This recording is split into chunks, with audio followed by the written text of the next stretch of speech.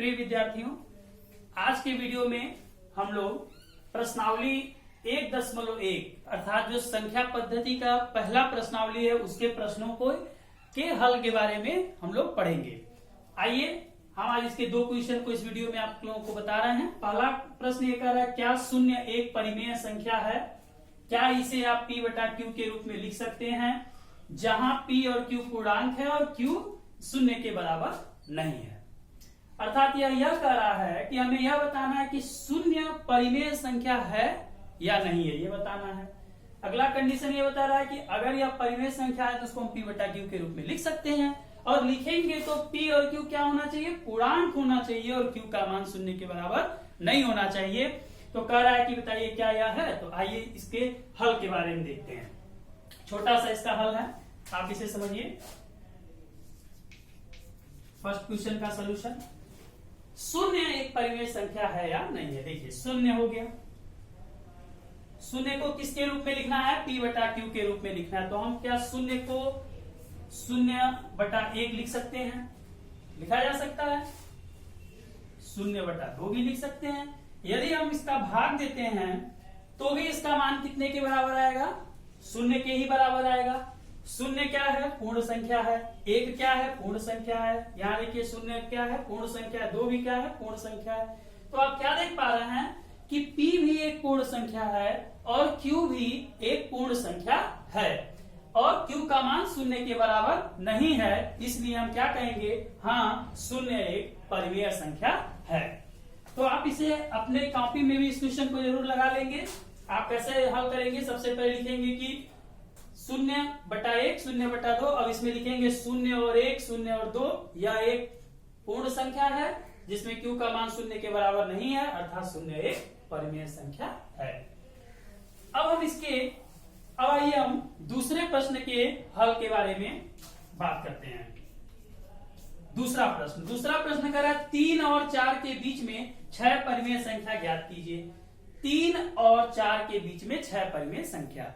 आपको पता होना चाहिए कि किसी भी दो संख्याओं के बीच में जो परिमेय संख्याओं की कुल संख्या होती है वो अनंत होती है। किन्हीं भी दो संख्याओं के मध्य में अनंत परिमेय संख्या होती है।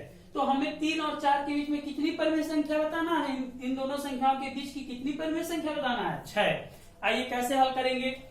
तो लिखेंगे 2 और 3 के बीच 6 परिमेय संख्या। ठीक है,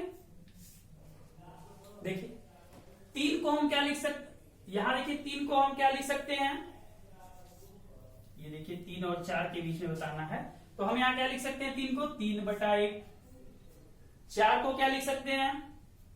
4/1। ये परिमेय संख्या के रूप में हो गया। अब देखिए कुल कितनी परिमेय संख्या निकालना है? 6। तो 6 परिमेय संख्या निकालने के लिए हम क्या करेंगे? 6 निकालना है तो हम 7 ले लेंगे और 7 से इसके अंश और हर दोनों में गुणा कराएंगे।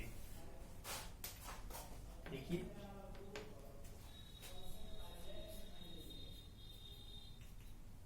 अगर यहां हम 7 से गुणा कराते हैं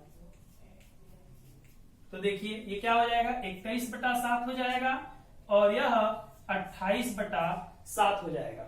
अब इसके बीच की 6 परिमेय संख्या कौन हो गई? 21/7 है, 28/7 है। तो इसके बीच की 6 परिमेय संख्या कौन सी होगी? 22/7, 23/7,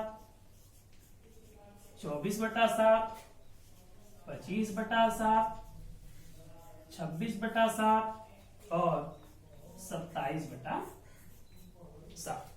ठीक है, तो यह हो गई 3 और 4 के बीच की 6 परिमेय संख्या। अब मुझे उम्मीद है कि आपको कोई भी दो संख्या दे दिया जाए और उसके बीच में कुछ परिमेय संख्या निकालने के लिए कहा जाए तो आप लोग इसे निकाल लेंगे।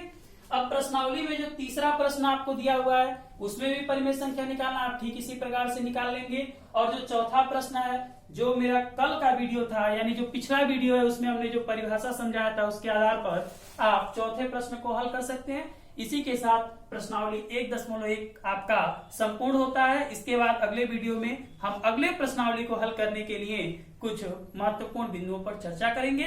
तब तक के लिए आप सभी का धन्यवाद।